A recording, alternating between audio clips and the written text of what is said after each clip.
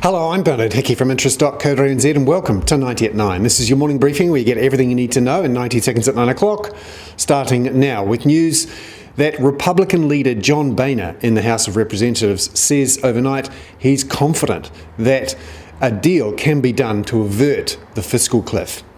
He says Republicans will be okay with some tax hikes as long as they see spending cuts.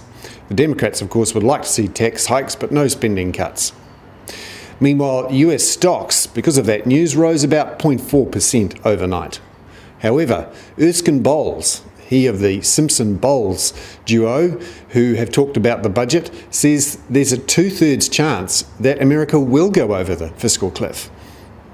Meanwhile, Costco, the big retailer in America, has announced a special dividend. It, along with other companies, are returning capital just in case there's a tax hike.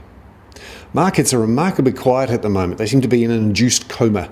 All that cash sloshing around from money printing seems to have calmed things down. The New Zealand dollar pretty much unchanged at 82.3 US cents. There's such low volatility on financial markets, in part because the European Central Bank is expected to print, so is the Bank of Japan, the Fed and the ECB are already printing. We're also waiting to see whether China is at the bottom of its slowdown and whether the markets and the economies will begin to fire as all this liquidity starts to get used by investors.